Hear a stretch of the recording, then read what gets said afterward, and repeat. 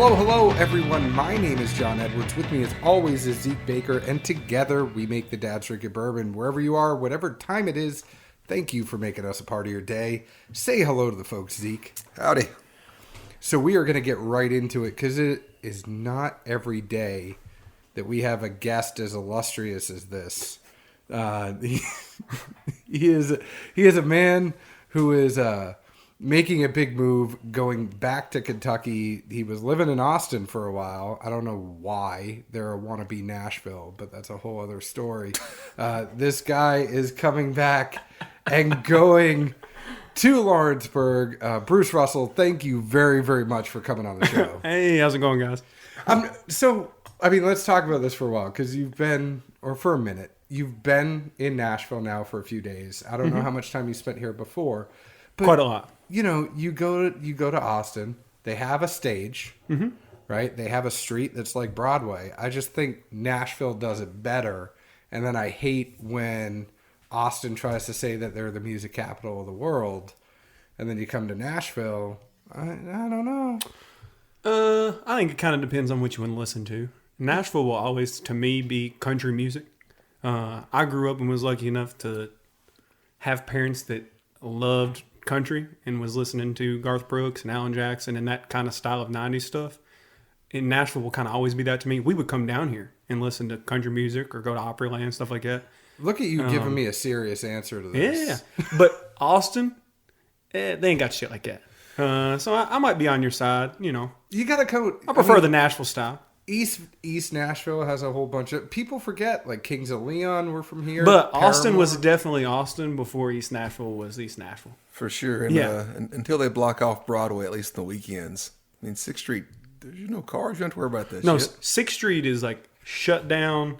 People roaming the streets. It's a zoo. It's like Bourbon. It is like Bourbon. Less puke, but just like Bourbon. But they need to do that here, because if you think about like Louisville with 4th Street, you know, the one thing I think Nashville is missing, they're starting to now do that at certain times, shut down Broadway, but they just need an area where there's no cars. Would go a heck of a lot better. Oh, yeah. From Friday to Sunday, just say to hell with it. From Bridgestone down to the river. Yeah, completely agree. But you've spent a few days here in Nashville now. You're kind of...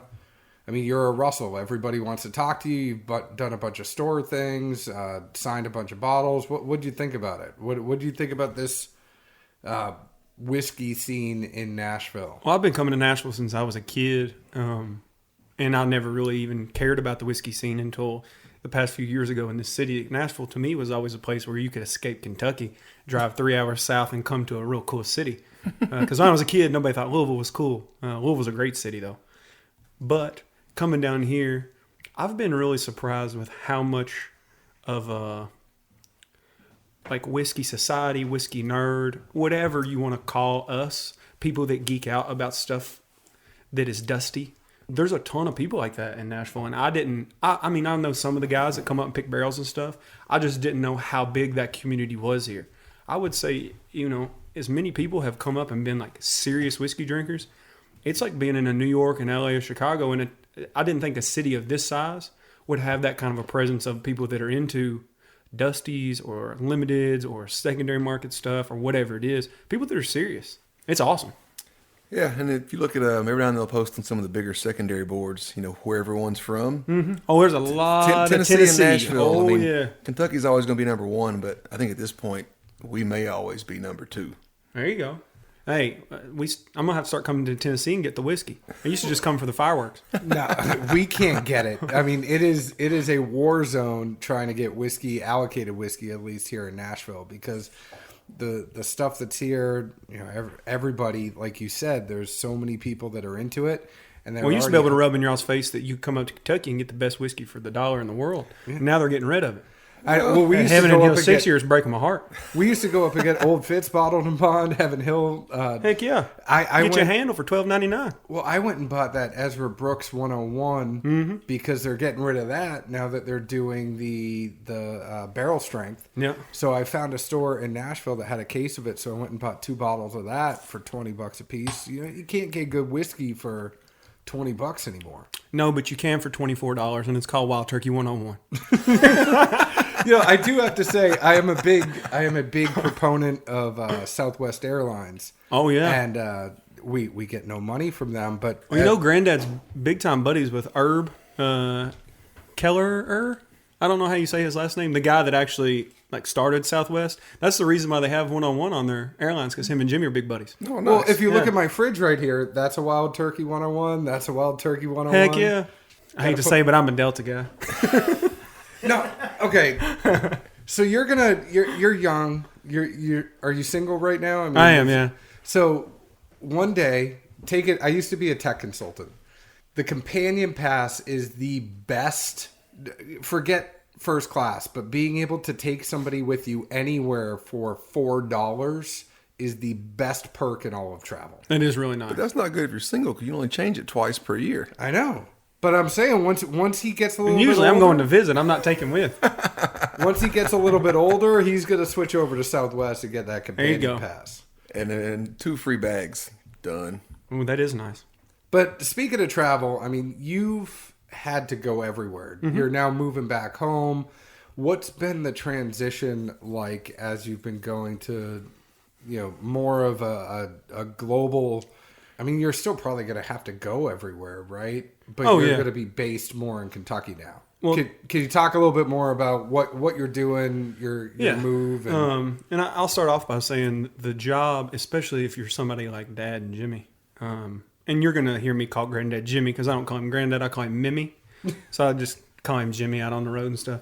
But, I've learned through Dad and Jimmy that part of this job, and a very important part of this job, is traveling and preaching the good word and meeting people.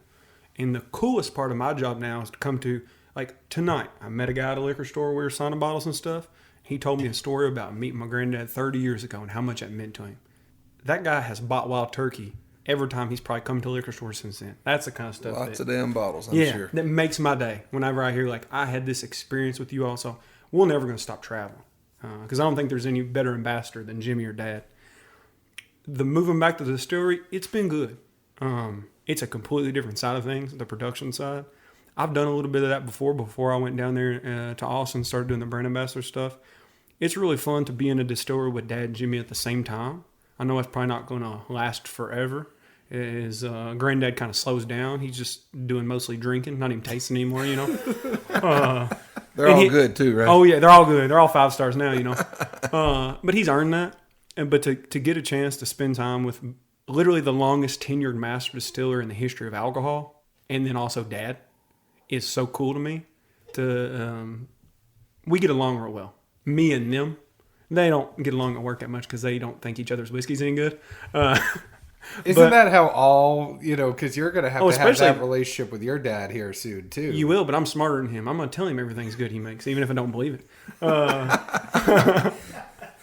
But it's funny because whenever I started coming in there, one of the very first things Dad did, and this was before I moved the first time, he had me in Warehouse A, which if you've ever come to the distillery and picked out barrels, that's a warehouse we hang out in. It dates back almost as long as Jimmy, the 1890s. And Dad took me in there. Very first thing whenever I started to be serious about this. And he was like, all right, we're going to go in here and you're going to taste 10 barrels. And you're going to write down what you taste. You're going to grade them. He's like, nothing you can say is wrong. I just want to see where you're at. And he did it too, blind. And I swear to God, everything we did was completely opposite. And then he had Jimmy come in there and Jimmy wrote down the exact same things I did. So he learned that day me and Granddad have very similar palates as far as what we prefer. Well, it's okay because that's kind of like Zeke and I. Everything we do is opposite. I give Dad a hard time now because, there's a lot of people that are dusty hunters and old whiskey nerds, and Wild Turkey is always like one of the brands everybody goes for. And I'm like, well, I'm glad I got Jimmy's palate because that's what everybody's going crazy for on the secondary.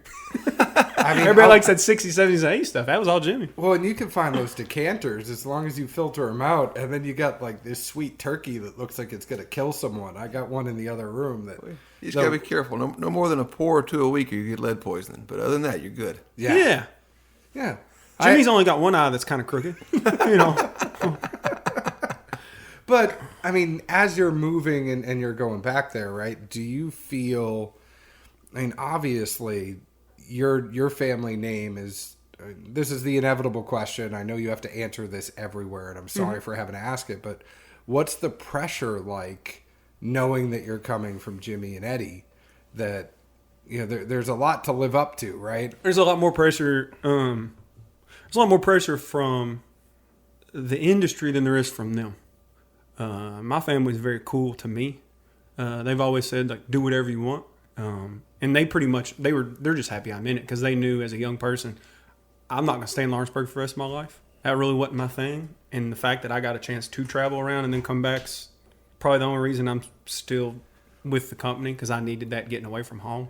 Is it like you're kind of Amish and you had your Rumspringa? That's exactly what it was like. Yeah, it is.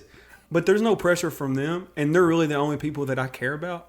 I don't really care what the company thinks of me as far as like my future. It's me. And what other people want. Luckily, what I've talked about, the stuff I wanted to do, it seems like a lot of other people in the industry, whether they're distillery people or bartenders or enthusiasts like y'all, they're kind of excited about the same type of stuff, and that makes me happy. So I don't really feel as much pressure as a lot of people probably think I do, but that's definitely there. When people, because you hear all the time, man, big shoes to fill with Jimmy, big shoes to fill with Jimmy, big shoes to fill with Jimmy. And I'm like, well, shit, Dad's filled them. Yeah, when someone says that, you kind of think your dad already had to take that on. But I think that a lot of it is who Jimmy was as a person, even more than a distiller. I think he's as good of a bourbon distiller as ever lived, and I'd fight anybody that said different. He is awesome. But he also is one of the most charismatic, best storytelling. Like, he's everybody's grandpa. It's kind of like his whole shtick. And, I mean, that's who he is. And Dad's never been that type of guy. He wants to be making whiskey. He don't want to be on the road as much as Jimmy did. And I think a lot of people have that kind of like, not only was he such a good distiller, which they both are, but Jimmy also is like a character. He's somebody that somebody one day is going to write a book about and tell the stories about him staying up till 5 a.m. doing wild shit with people all across the world. There's stories where people like that same guy that was talking to us about that thing talked about him, Jimmy, and old Dave Pickerel going up to the top of Delilah's and playing pool and flirting with the bartender named Mary and, having a good old time. And, Granddad's 80 years old when this is going on, staying up to 4 o'clock in the morning with people out in Chicago. And people don't forget that.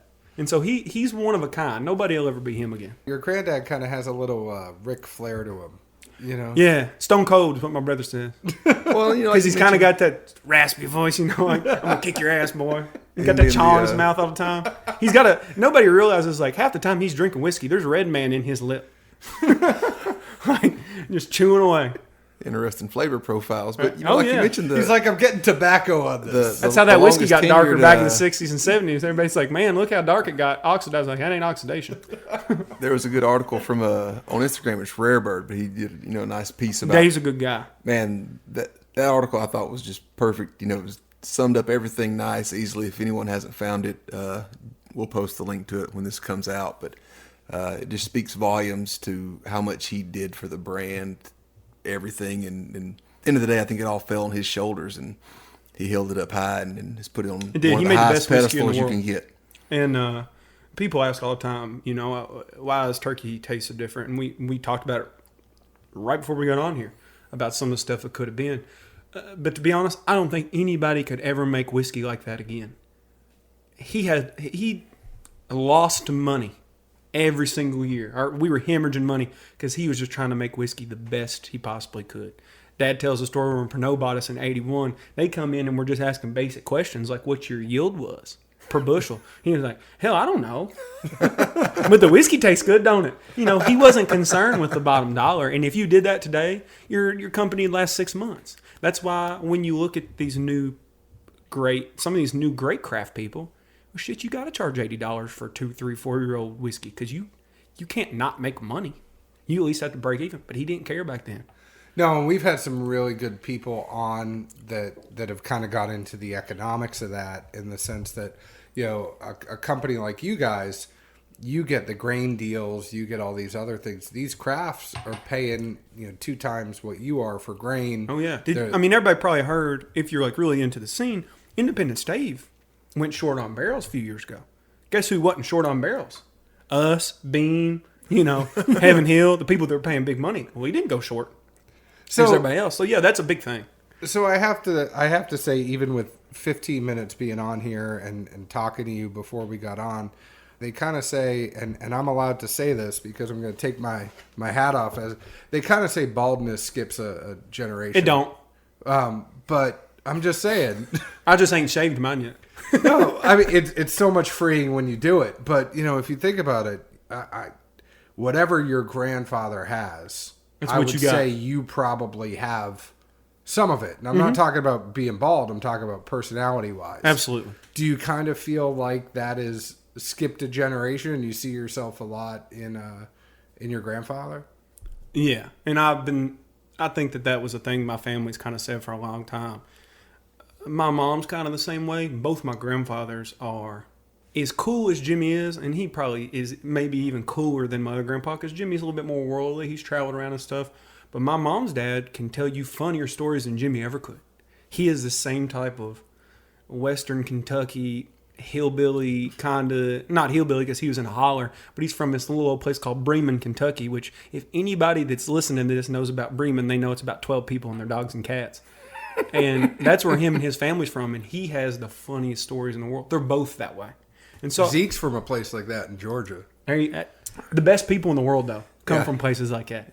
And I do think that it kind of skipped because Dad is an introvert. He's a lot more quiet. He's a lot more serious.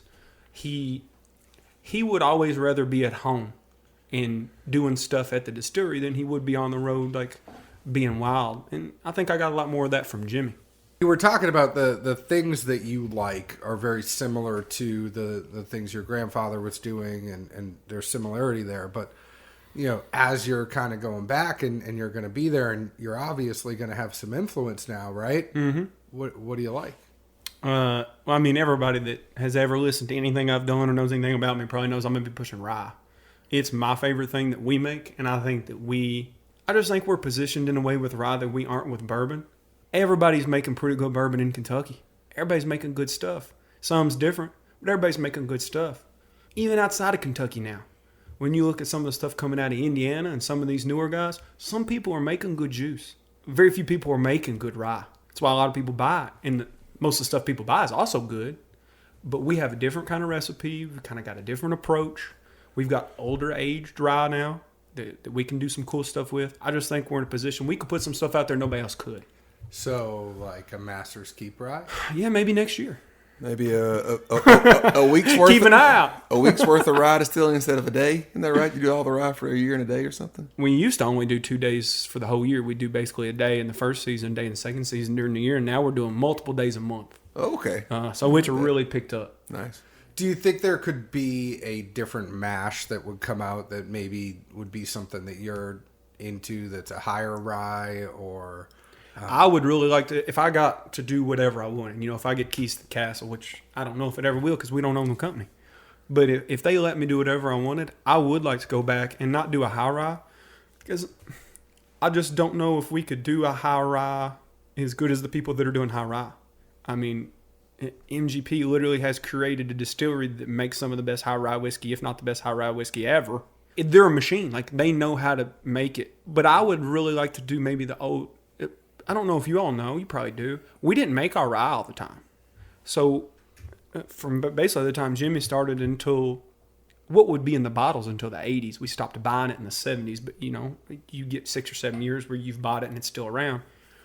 We bought it from Pennsylvania, Maryland, and every now and then you'll see a bottle from Illinois. And they did not use our recipe. I think the recipe on some of that stuff was about 65% rye. And so I'd maybe like to do something like that.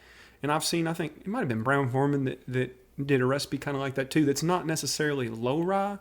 It's not 50-something%. We're just right at 51, 52% on our rye. So I'd like to do something kind of in between. Because I do think ours is a little bit sweeter at times than I'd like it. But man, even our recipe, if you find that, and some of the guys that are here have had it.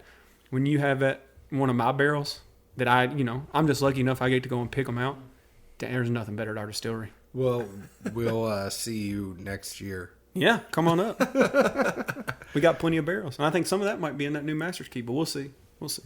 We were talking about Master's Keep before we got on, and we're actually drinking the Master's Keep right now. And this is a wine finish It's not often that Master's Keep or Wild Turkey goes to a wine finish at all. If you think about a lot of the stuff, it's very straightforward. Just here's the whiskey.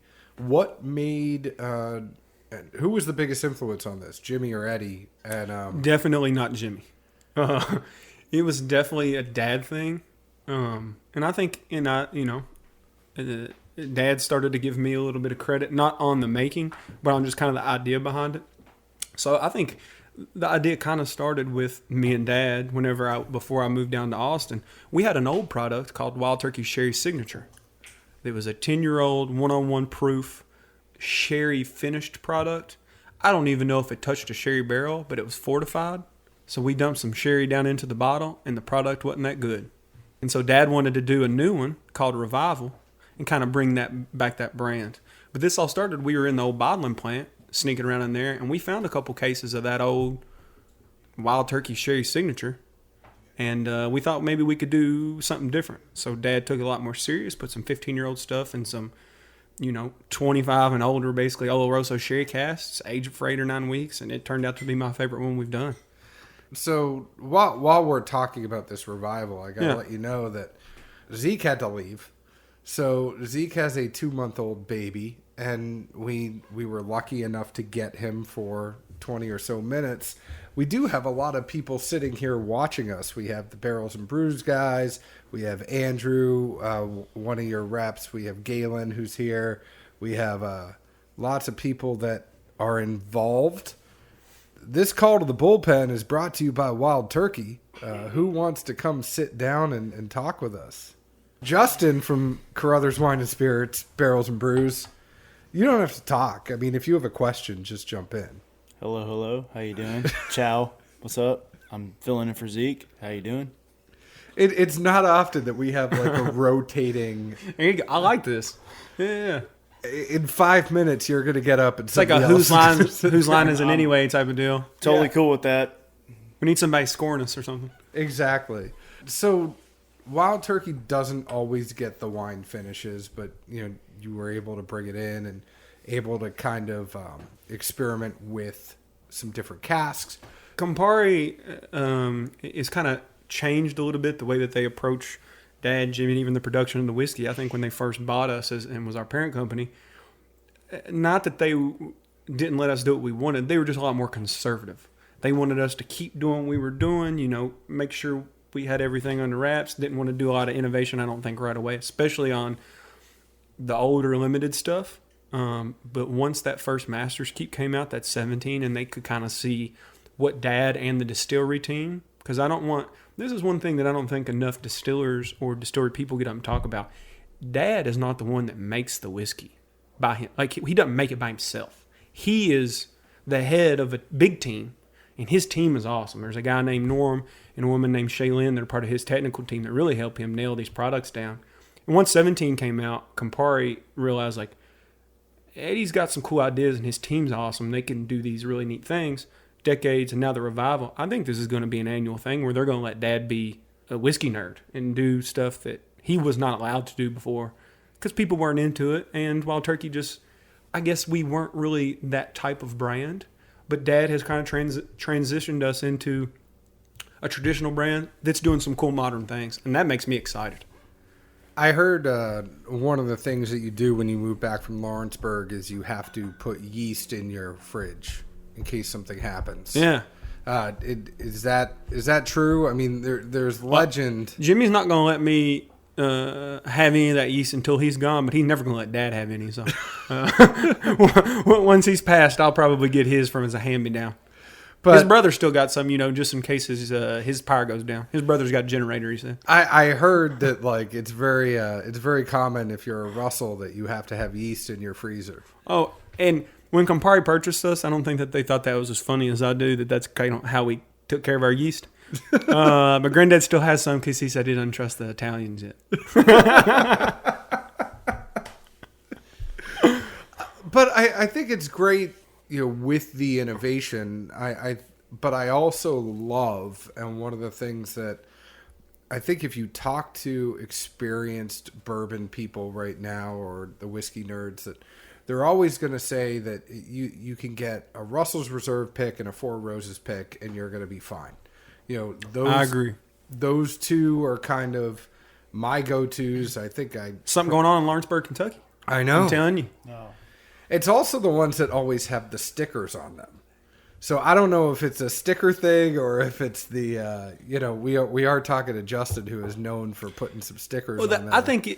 I don't think the sticker thing is. I think it's one of those like weird inverse correlations where if somebody cares enough about their barrel picks to go through and design a kitschy label and sticker and name it something cool, that's somebody that's taking it serious anyway, and so they're generally going to do a better job than somebody that's coming to the distillery and looking at Dad and being like, I can make money off these barrels. Give me 8 or whatever you want, which also happens. It's also a fun thing to like kind of relate back to because we're so passionate about barrel picks and the whiskey industry. For when we go up and pick these selections, it's kind of easy for us to relate back to instead of, hey, the 5th pick that we've picked this year from Russell's Reserve, Wild Turkey, unless we do like Haters Gonna Hate, HGH, or Backstage Pass, stuff like that. So it's, we take the time, and it's always fun for us, and we care about it. So.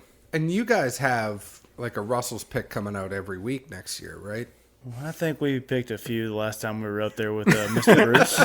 They sure did, yeah. That's where we wrote the first one. Yeah, we're pretty excited about those, and I think we're looking at first quarter of 2019. Everybody save up your money, and a lot of people are going to be using their annual bonus over at Barrels and Brews next year. But Bruce, that brings up another point.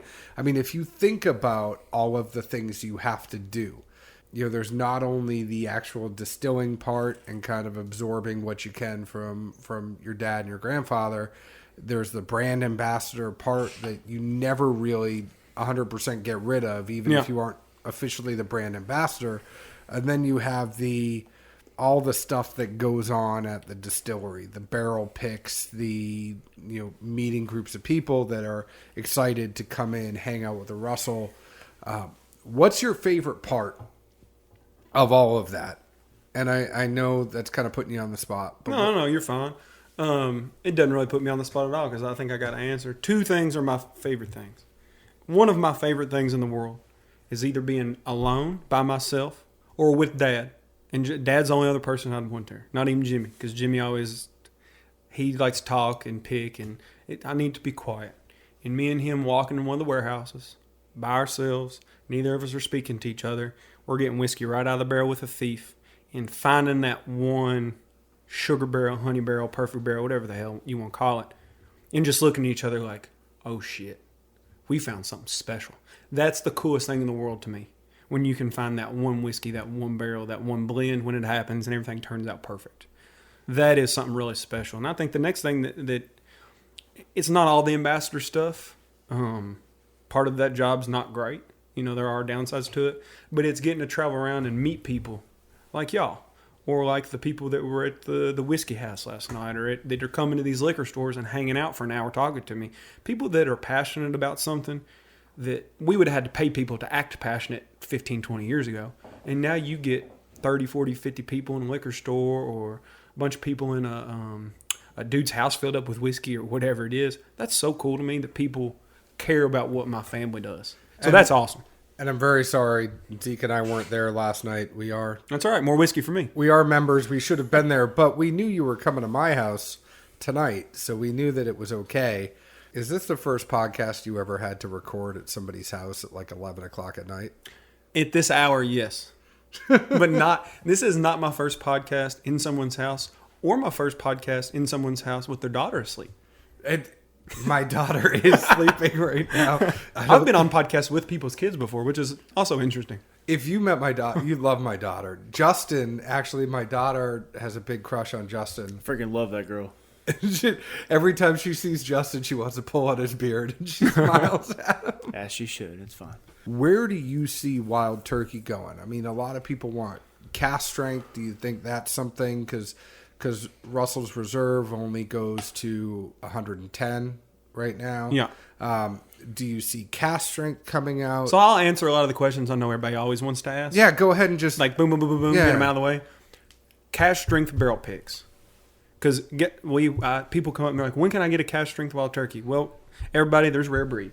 which is a cask strength wild turkey. So if Which you want one, I there's one out think, there. by the way, that is the most underrated bottle. The that is on the market. 116.8 is delicious. Love it. Delicious. Love it. I think it's much better than the last one, but that's just my personal preference. The 116.8 is. I really like the it. 116, and for $35-$40 wherever you're at, that stuff's awesome. But for the barrel picks, we're trying.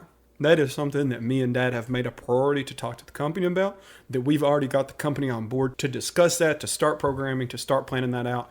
A distillery, and especially a distillery that's owned by a large corporation, has a lot more back-end stuff going on than most people even realize.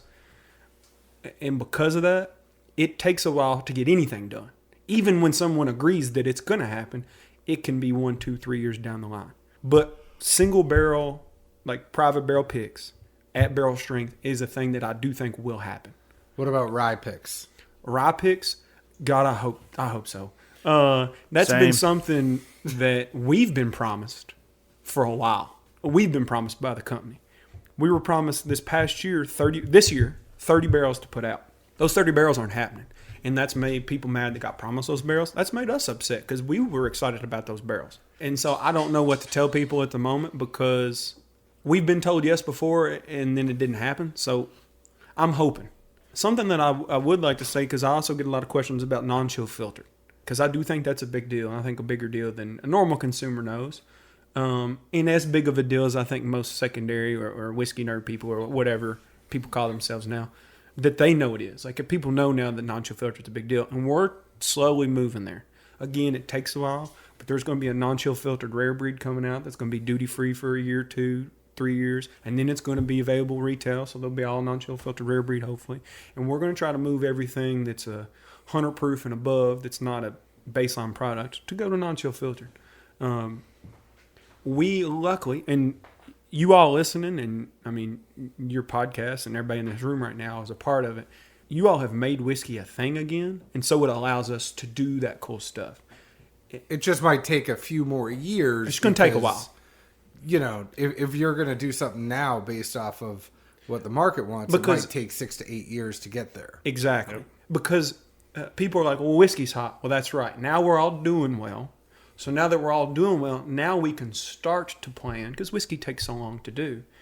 I wish we would have known whiskey was going to be hot 10, 15, 20 years ago, because then we would have a bunch of glut of old cool shit that we could sell for $500 a bottle. And we could call it the Russell Family Collection and put it up for auction, 27-year-old stuff, and make you pay $12,000 for it. But we didn't know that was going to happen. But we're going to try to, now that whiskey's good, set aside cool stuff like that. Because that's the way Dad thinks. And I've been lucky enough to always, since I started drinking as 21, whiskey was already cool. And so me and Dad know we can set cool stuff aside now that's not just one-on-one, that's not just one-on-one rye, that's not even just rare breed or spirit, as much as we love those products. And hopefully down the line we'll be able to make a lot more cool 17 Master's Keeps or Revivals or Russell's 98s or this new rye that's about to come out, stuff like that. So what other questions do you know? And then I actually went to our Facebook group. Cool. And I said, what questions do you have for Bruce? Some of them are okay. Yeah. Some of them are better than okay. And I'm not just saying And you can fire away. What is your favorite non-Wild Turkey brand bourbon or rye, knowing you? I mean, it just depends. It depends on if it's like if something I can get no matter what. Man, some of the store picks from Four Roses, and just Four Roses in general. I'm not a huge yellow label drinker. You know, for $15 though, that is a hidden gem. You get more out of that 80 proof than you do in some 110 proofs. I agree. Not Russell's Reserve. But their small batch and single barrels are incredible. And their limited editions are good. So, Four Roses is a favorite of mine. I'm biased about a lot of other things. Like, I love a lot of bean products. Part of that same reason, like, I love Wild Turkey because my family makes it. I love bean because it's good, but also because I love Fred and Freddie. Yeah. The one thing I'll say, I like almost every distillery in Kentucky. I do like every distillery in Kentucky. Everybody makes something I like. Ryes, man, I like a lot of these weird ryes that are out. You know, little hole in the wall, mom and pop places that are making rye whiskey is so cool to me. Because rye whiskey doesn't take very long to age. I don't care what anybody says, and I'm sure there's people that bristle if they hear me say this. I've never had a craft bourbon that was 2-year-old that I thought was worth a damn. 2-year-old whiskey bourbon is just not as good as that same When you bourbon get a would good rye, be. You can find a good 2 and 4-year-old rye. You dang right. You It can. took me a long time to realize this, but it's the citrusy. So I was trying to find a way to describe that youth, and it's so much acidic citrus that is on that young bourbon that almost turns me off a little bit. There are some that are really good that have put malt in there, a lot more malt, and I think that can hide. Sometimes barrel strength. Now, can I've hide had some young, like 4 and younger bourbon that I liked. It just, in the back of my mind, part of me is always thinking, man, if this had 4 more years, it'd be amazing. But I've had some 2 and 4-year-old ryes that I were like, damn, this is something else. This Same is here, good, man. yeah. So I It's want to let you crazy. know we had 8 more questions about Masters Keep Rye. Can we get Russell's Reserve single barrel at cast strength? Any chance we ever see age statements return as production continues to ramp up? I've had similar questions. I don't know what they mean by that. Like, are we going to age state everything we make? No. People really get stuck on age statements. Just like this bottled and bond stuff. And I answered somebody's question online about bottled and bond not too long ago. And it wasn't even really answered. I just stuck my opinion in there. Age statements limit you. I don't think that they're necessarily always a good thing. Now, yes, if you loved a product that had a 15 or a 9 or 10 or 12-year-old age statement, and they took the age statement off, and you think they're putting 5 and 6-year-old juice in there, they might be, and that is a bad thing. But if we were to stick an age statement on something like 101, now it's probably going to be a 7 or 8-year-old age statement. Well, guess what 101's got in it this year? Some 9 and 10-year-old stuff, because a lot of our 8-year-old went to Long Branch. But if it's at 8, guess how old it's always going to be? 8 years old one day. Well, and it's like you were talking about that cheesy gold foil Yeah. that's a 12, but some of the stuff you said is in there is 18. Yeah, because you just throw stuff in there, and being able to blend does help us. We don't rotate our barrels. I think Maker's Mark's the only one that still does at any quantity because they want all their products to be very similar in flavor profile. They do one thing and do it really well. We have a whole line of, Rare Breed doesn't taste anything like Russell's 10, doesn't taste anything like Long Branch, doesn't taste anything like our just normal baseline products. And so we need each different flavor. And if it's all 8-year and you throw it all in there, it wouldn't taste right. So we might have to go back to rotation. I will say that you're going to continue to see new stuff we put out have age statements, like the 17 did. You'll start seeing that more and more as Dad gets his way more and more. Because we do if we're going to do something special for you to know how old it is. But I don't think on base products, I don't think anybody's going to go back to doing age-stated base products. To be honest, and I know that's not the answer everybody wants to hear, but that's just not going to happen. Age statement doesn't mean everything at all either. No. Well, I got into an argument with a Proof's guy in the pudding. about the bottled and bond thing. And it's a similar type of thing. Like, why don't y'all just make a bottled and bond? What all bottled and bond tells you that's different than the way we do it and somebody else is it's 4 years old and 100 proof. And I don't know about you. I'd rather have a 6-year-old and 100 proof. Now, a 6-year-old's still bottled and bond, but if all it says on it's bottled and bond, guess how old that juice is? 4 years old. And you're limiting yourself really to just one. If you did it by the law, it has to be from one season. So it's all the exact same age. Well, what if that season wasn't any good? And guess what? That happens. A distillery's temperamental. We'll have whole seasons where we didn't think the whiskey was that great. And then we'll run into seasons everybody that's chased Dusties knows, cheesy gold foil, whatever the one they like, whether it's 91 or 89 or 80, whatever it is, they got that one year they think That special. one different season. That's because that one season or that one blend was something that was special. Well, if you limit yourself to just one age, you don't get that. One comment here is Bruce is awesome. I figured you'd like that. Yeah. Thanks, man. whoever you are. That was Justin Brokaw. You met him last night. Yeah. Justin's a good dude. He has a great Southern Luxury Life on Instagram. Go ahead and go follow him. Our friend Dave says, how's the future of the barrel program look? Obviously everybody wants to do barrels. Everybody stop buying them because we're running out. Well, and that's a fair That's the thing. craziest thing for us. If you look at Buffalo Trace, they've had to suspend some of their barrel selections. Our barrel selections are suspended right now. They're basically cut off for the rest of the year, and we're probably not opening back up until really y'all start getting your all's barrels about first. They say first quarter, which probably means March-ish, because that's after our national sales meeting and kind of the beginning of our year. And so that's probably when those barrels will come out. Well, we never in a million years, any of these distilleries, when we started these programs, these projects, that we were going to have as much demand for single barrel private barrels. And we don't know what to do. If we wanted to sell as many as people want now, we'd have to build a whole new bottling facility and have a whole new warehouse just to have people in and out. You mean like what Four Roses had to do? Yeah, very similar. And they are a smaller operation than us and had to do that. We would have to build a whole new big bottling plant. But it is exciting. I think the single barrel, private barrel programs are one of the best things that's ever happened to our industry, though. It's so much goodwill towards these brands, and it kind of lets the brands that are really good at what they do, us, Four Roses, I mean, everybody in Kentucky, when you get that real good Weller barrel, or you get that real good Elijah Craig barrel, or that real good Maker's 46, or Russell's, or Four Roses, whatever it is, and the ones outside of Kentucky too, when you get that real good barrel, not only are you all proud of it, but when I see people online talking about Russell's barrels, I'm like, hell yeah. That's right. We do make good whiskey, don't we? It kind of lets us flaunt what we do. Because, to be honest, those private picks, that's the best juice we've got. You all are getting the best stuff we have when you all are getting them private picks. Because that's the stuff, especially us. I think the coolest thing about our private barrel program, nobody ever picks barrels by just some random worker. Anybody that's ever picked a barrel with us either did it with me or Dad. No other company I know of that's a big bourbon company in Kentucky are you hanging out with the master distiller or the family or whoever, and that's who you're doing the picks with. So when we tell y'all are getting our honey and sugar barrels, sometimes Dad sells barrels that he promises me he won't sell, and it pisses me off when he does it. Do you go Some of them are the track it famous down? ones that people have had in liquor stores. Do you go track it down? Hell yeah, and go get a bottle. And guess what? No one's ever given me one of them for free. I have to go pay too.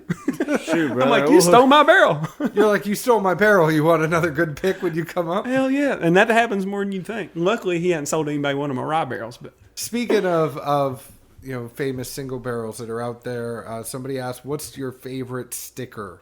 It kind of is a throwback to a question we already had. my favorite sticker is this one in this room right now with Jimmy on a scooter.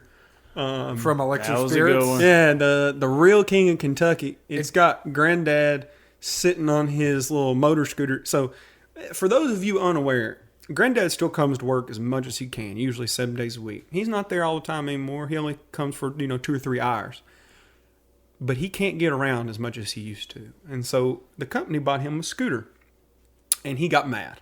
He's not an old man, He's only 85. He ain't an old man. And he wouldn't get on it. Well, then they slapped his name and his title on there. So now it says Jimmy Russell, Master Distiller, so everybody know who he is. He ain't got off of it since. And so they got him sitting on that scooter with his little cape, draped around him like a king. I even got his gap in his teeth. That's a funny label. That's one of my favorites I've seen. Did you bring one That's of a those good up one. to him? He has seen it. He has not seen like the bottle in person, but he's seen the picture. He loved it. Yeah, So, my cousin showed it to him. Speaking of which, also from your favorite single barrels, you talk about your dad and you going around. From all I can tell, your dad's favorite warehouse is G. That is traditionally Dad's favorite. This year it's been a little different. Dad's really liked K this year. But do you have a favorite warehouse? B. Yeah, definitely B. So Backstage Pass from Barrels and Brews, that had to have been something that you probably liked. And I know you were a part of that one anyway, so... Yeah, B, year in, year out, has always had really good juice coming out of it. None of our other warehouses age juice quite like that because it's one of those with A that was built in the 1890s. Built different, built kind of unsafe because it's right next to all the other buildings around it. So if it ever catches on fire, we're screwed. But because of that, there's like nice wind tunnels that come in between those buildings. It keeps those warehouses much drier and airier. It makes for really good whiskey. And Warehouse A is not as good because we're in it. We're always in there fooling around in A and picking barrels. And us being in there isn't necessarily bad, but it can't be good for that whiskey. So B's kind of left alone. I think it's a little bit better. And sentimentally, that was like some of the first stuff I ever got to try was Warehouse B juice right out of the barrel. So looking back when I was a kid, getting to experience that, Warehouse B will always be my favorite. So what's one thing in Mimi's notebook that hasn't been produced yet that you're itching to make? And that comes from our good friend Seth Brown, who has a podcast, The Firewater Review. Well, Seth, I would like to make some gin. I don't know if you knew I was going to say that. Some people would because I've talked about it. We made all kinds of crazy stuff back in the day, and we bottled a lot of cool stuff back in the day. A lot of the scotches in the United States and all the Campari sold in the United States for a while was bottled at Wild Turkey. We made a bunch of different spirits. We aged a bunch of different stuff. There's a lot of like famous brands that we probably made juice or sold juice to and that kind of thing going on back then. One of the coolest things he has written down, they had old gin still there. And he used to make what today would be a super expensive artisan gin, which I'm sure the botanicals are much easier to get back then. It sounds delicious. It seems like you'd be able to find the ingredients still. It'd be a little expensive. And I'd really like to recreate what they did back then because that's something I don't really know. I mean, I know how gin's made and I kind of know the basics. I've never made any. So it'd be something I'd like to fool with and see if I could pull it off. Do you think you do kind of... I wouldn't sell it, though. No. But do you think you do thing. Something kind of like what Marianne Barnes is doing at Castle and Key? I find that super interesting. Harlan Wheatley kind of does it with his vodka, in which the mashes are very much bourbon mashes for the clear juice. Mm-hmm. I think that's interesting. However, by definition, a neutral grain spirit is a tasteless, odorless, colorless spirit. Now, anybody that's ever had vodka or neutral grain spirit knows, depending on what you make it out of, it does change it. I would never make a clear spirit out of a bourbon mash because I've had better clear spirits made with other things. I think a bourbon mash is best with bourbon. If I was going to make a vodka, I'd try to make it out of something like a single grain or grapes or something that was a little bit cleaner.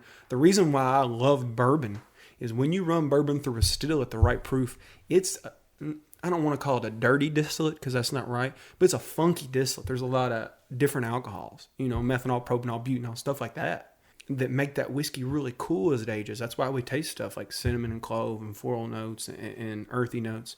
And I just think it'd almost be a waste to make that into a neutral grain. If it has the potential, it'd be like, man, if I just distilled that to 125 instead of 190, it'd be way better.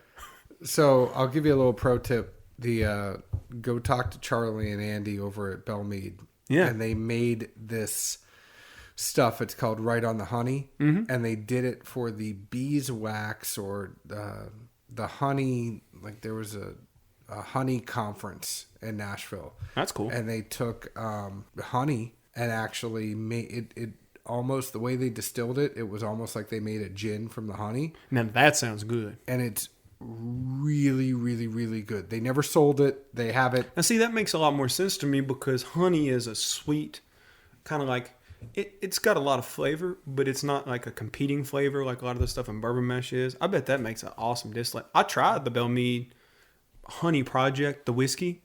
That's one of the coolest things I've had. But they have another one, and I know that you would have... I was lucky enough to sit down with them, and they let me have a taste. I know you probably would have a little more access than I would now. I'd really like to try that. That sounds awesome. So you should ask them for that. Oh, really? Yeah. Here's one for you. Did Joretta have any influence on you deciding to work for the distillery as she did with both your father and grandfather? Granny Joe. For anybody that doesn't know, my grandmother, Joretta, or as I call her, Granny Joe, is the real head of the family. She worked at the distillery before Jimmy did. She was a secretary there, and she was a little bit older. Granddad was 19. Granny told him he needed to get a job, so he got a job at the distillery where she worked. She didn't have any influence on me working there. I think she probably, in her mind, was scared about me working with Dad and Jimmy because she's seen Dad and Jimmy kind of get into it over the years, and their relationship go through ups and downs because of work. And I don't know if she even wanted that for me. Now that I've gotten into it and I've gotten much closer with Jimmy, I've always been close with Dad. I think she's gotten really happy that I'm kind of part of that legacy. But she had a huge impact just on me in general. I have the best women in my family. The men obviously are awesome. Everybody knows Dad and Jimmy and they're great. But I have great women in my family, my mom and my grandma. So Granny Joe had a lot more impact on me than the distillery stuff. Couple things in here. Somebody wants to know if you're looking for a wife. Not for a wife. Maybe. I ain't looking. He has to take you to dinner first, at least. Yeah. Right now, I'm just here for a good time, not for a long time. Beatles or Stones is one question. Neither. So what is it, if you were to listen to something, give me 3 people you're listening to in your car right now. Danny Brown, who's a hip hop artist. ZZ Top. I've gotten into like stuff I listened to when I was a kid. Dad's a huge Southern rock head. Like, Dad grew up in the 70s and 80s, so he likes that kind of music, but he kind of likes the redneck versions of those music. So a lot more like Skinner and ZZ Top style, you know. And so I've been listening to a little bit of that because it reminds me of my childhood. I've also low-key been listening to a little bit of classical music, which is something new. My mom was a big-time pianist. She can play like concert piano, and I've kind of started listening to a little bit of that as I'm trying to pick up the guitar again. I played instruments as a kid, and so I've gotten a little bit more serious about music. No Beatles or Stones or anything like that, though. Well, hey, that's awesome. Yeah. Maybe some Grateful Dead. Yeah. Hey, Fish just came through a couple weeks ago here. It was a good show. So, Justin, you got anything? Oh, yeah. No. No. Easy, Wally. Less is more. Hey, man, I'm good. I was just a fill-in for a few minutes, so had to be a part of this, contribute, you know. Cool. Well, there's lots of barrels. Barrels I know you picked with Bruce. So Barrels and Brews is going to be hopping the beginning of next year. Everybody go check them out in their new store in Nolensville when it opens in the beginning of next year. Any word on the date of when that's going to open, or when just Q1 next year we should expect it? We're still waiting on everything to get finished. Very excited about it. Can't wait to get out there. Can't wait to get... we're just waiting. So, well, we can't wait either. Until then, go see them at Carruthers Wine and Spirits. Bruce, is there anything you want to leave us with? Like, what are you looking forward to in the next 10 to 15 years in bourbon? You know, you see a lot of things changing. I'm really looking forward to, and some of them even aren't in my generation. They're in the generation above me. But I'm really excited to see what I consider kind of my generation of people grow in this industry as I do. There's not too many of the family people still around, and that's a bummer. Me and little Freddie over at Beam. And then thankfully the Henderson family has gotten into whiskey and doing Angels Jimmy. So that's always exciting to see people that their grandfathers were with Jimmy doing that kind of thing, and that family thing's exciting. I'm also excited to see a lot of these younger dudes and women. We got Marianne over at Castle and Key. You got Drew over at Willet doing some cool stuff.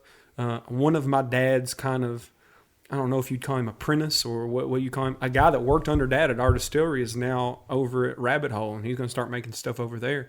So to see these people that are people that I consider my peers, or even people that I look up to, and see where they're going to push bourbon, that's exciting for me.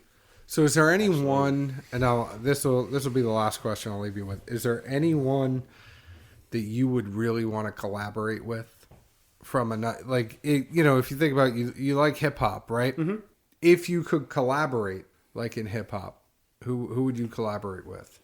Freddie would probably be the first one. Our families have been close over the years. I really like some of the stuff. Like, I've gotten to talk to him a little bit about the whiskeys that he has ideas about, and like what he wants to do and kind of his take.